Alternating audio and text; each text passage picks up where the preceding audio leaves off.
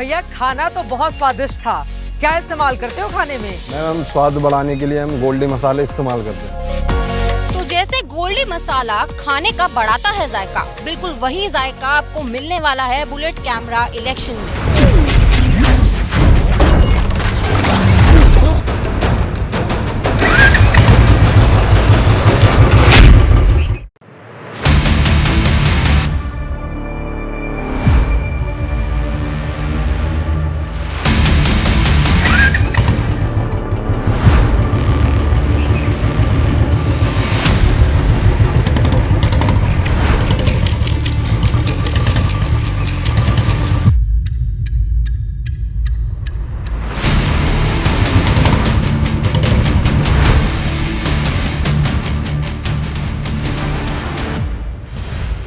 जो गवर्नमेंट है वो बेहतर है। हम लोग बीजेपी के साथ हैं, अब बीजेपी के साथ सदा रहेंगे। हाँ, और शिक्षा और गरीबी बहुत है।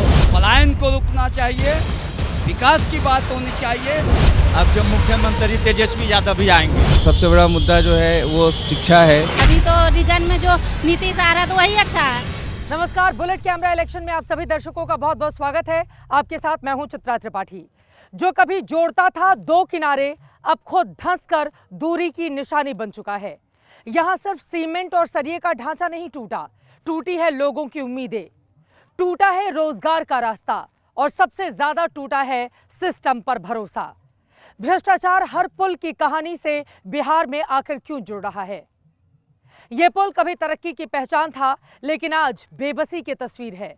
जब बिहार में चुनाव चल रहे हैं, ऐसे में सुशासन राज में बना 4.25 करोड़ का पुल 6 साल में ही दम तोड़ गया। अररिया की इन तस्वीरों को देखकर शायद आपके लिए यकीन करना मुश्किल हो कि हिंदुस्तान में अंग्रेजी राज शुरू होने से सालों पहले अररिया को अंग्रेजों ने अपनी रिहाइश बनाई थी। हम यहाँ पहुंचे हैं टूटे हुए पुल की सिसकी सुनने। भ्रष्टाचार को चीर व्यथा पलकों पर ठिठकी हुई है, बताने के लिए बहुत कुछ है। शुरुआत करेंगे अररिया के केवलासी गांव के इस बदहाल तस्वीर के साथ।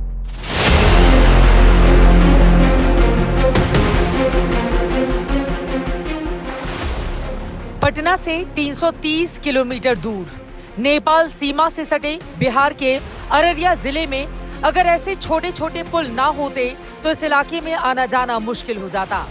नेपाल से निकलने वाली छोटी नदियों पर बने छोटे पुल इस जिले के लोगों को लंबी यात्रा पर जाने में मदद करती हैं। लेकिन इस तरह जब कोई पुल टूट जाता है तो मुश्किलें बढ़ जाती हैं और कई गांवों से संपर्क भी टूट जाता है। 6 साल पहले ही ये पुल बनाया गया था। पाया धंसने से लोगों की परेशानियां अब बढ़ गई हैं, क्योंकि दूसरा पुल अभी निर्माणाधीन है। आंकड़े बताते हैं कि 2021 से अब तक बिहार में कुल 26 पुल गिरे, यानी इसका औसत निकालें तो पिछले 4 सालों में हर साल 6 पुल गिरे।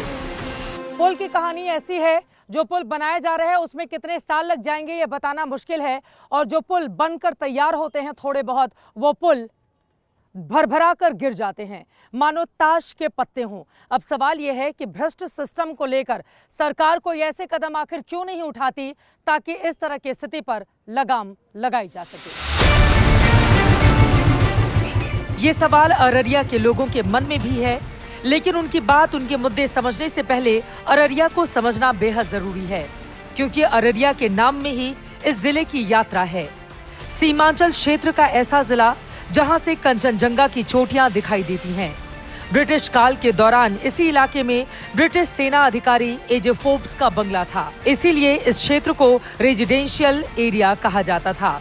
बाद में रेजिडेंशियल एरिया को लोग आर एरिया कहने लगे और फिर आर एरिया बोलचाल में अररिया हो गया और जनवरी 1990 में पूर्णिया से कटकर अररिया जिला बन गया। धार्मिक रूप से ये जिला बहुत समृद्ध है। दावा किया जाता है कि यहाँ पर महाभारत काल के मंदिर भी मौजूद हैं। मैं इस वक्त काली बाजार में मां काली की प्रतिमा के ठीक सामने मौजूद हूँ, क्योंकि धार्मिक रूप से भी ये हिस्सा बहुत महत्वपूर्ण है। ऐतिहासिक मां खड़ेश्वरी काली मंदिर, जो एशिया का सबसे ऊंचा काली मंदिर गुंबद है। महाभारत काल से जुड़ा ऐतिहासिक सुंदरनाथ धाम शिव मंदिर भी जिले की शान है। आपको बताते चलें, यहाँ पर हजारों की तादाद में लोग आते हैं मां काली का आशीर्वाद पाने के लिए। माँ का बहुत पुरानी मंदिर है ये। जो भी मनोकामना लेके लोग आते हैं, उनकी मनोकामना अवश्य पूरी होती है। सांस्कृतिक रूप से समृद्ध, मखाने के लिए मशहूर अररिया की गिनती आज भी गरीब जिलों में होती है। ये बताइए, अररिया का सबसे बड़ा मुद्दा क्या है महिलाओं का? कौन सा नेता आप लोगों को पसंद आता है? हम एक टीचर हैं, हम स्कूल जाते हैं, देखते हैं कि यहाँ अशिक्षा और गरीबी बहुत है।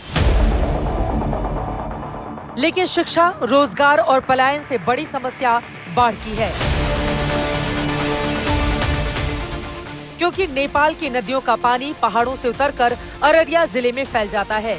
इस चुनाव में यहाँ के लोग इस मुद्दे को पुरजोर तरीके से उठाते मिल गए। सबसे बड़ा मुद्दा क्या है? बाढ़ का। हाँ, सबसे बड़ा मुद्दा अररिया में वही है और उससे बड़ा कोई मुद्दा नहीं। तो बाढ़ को रोक पाने में सरकार कामयाब नहीं। कि नदी से नदी को जोड़ दिया जाए ना, तो बाढ़ से थोड़ा परेशानी यहाँ घट जाएगा। अररिया में बाढ़ में 2017 में 114 लोग अपने जान दे दिए, डायरी में रजिस्टर्ड है। फिर उसके लिए क्या किए आप? कुछ तो नहीं किए नीतीश जी। युवाओं के लिए कुछ? युवा के लिए क्या कर रहे हैं? युवा बेरोजगार है। कहते हैं कि नेपाल में जितनी बारिश होगी अररिया में उतनी बड़ी तबाही, इसीलिए यहाँ के किसानों की हालत सुधर नहीं पाती।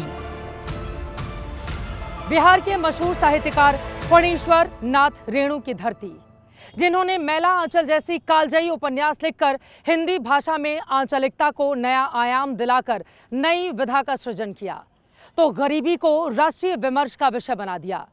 रेणु माटी इस इलाके की पहचान है, यहाँ के लोगों के लिए गौरव है।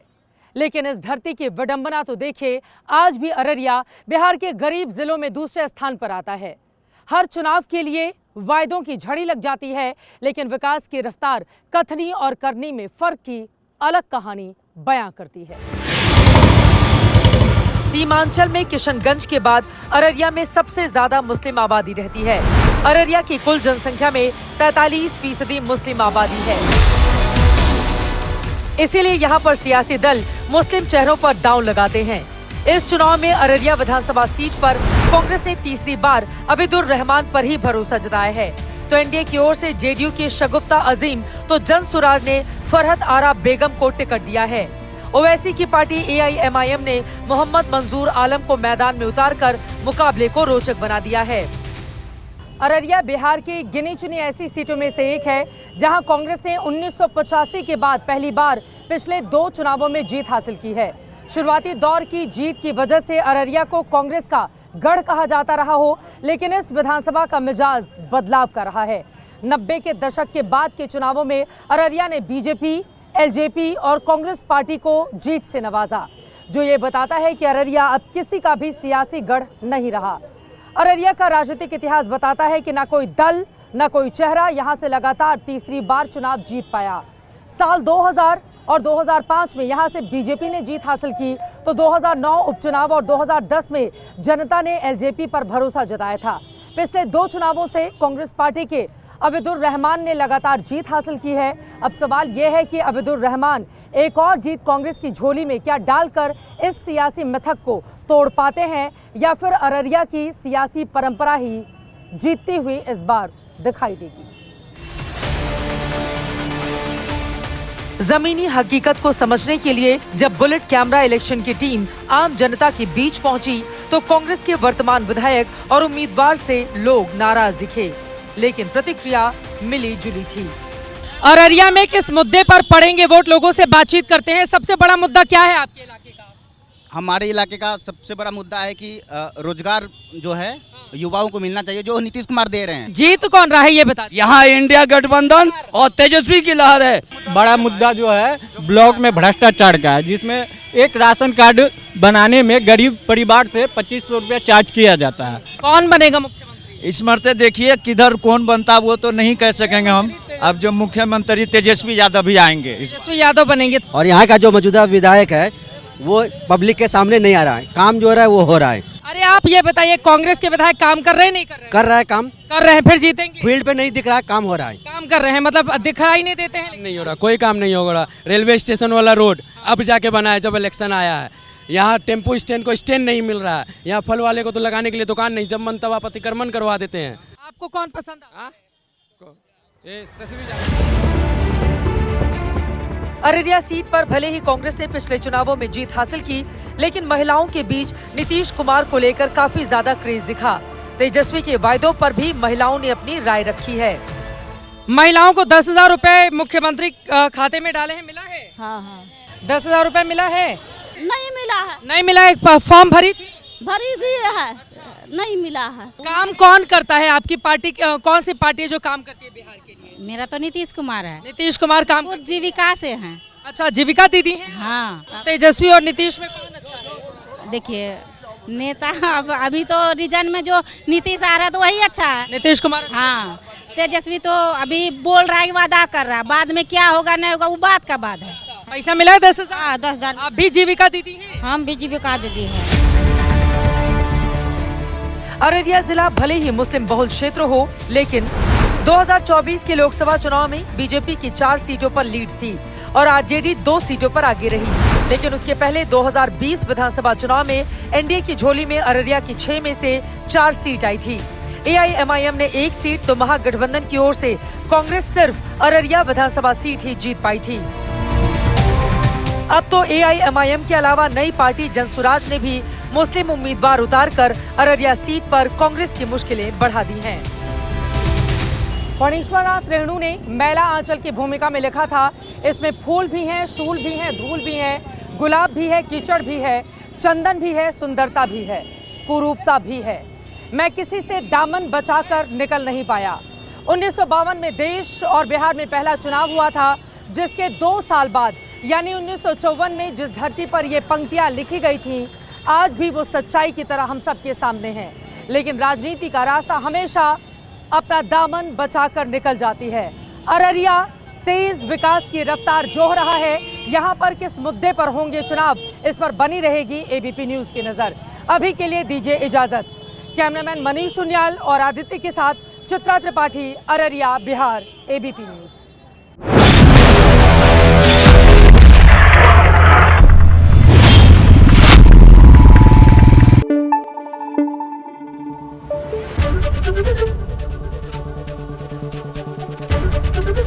एबीपी न्यूज आपको रखे आगे।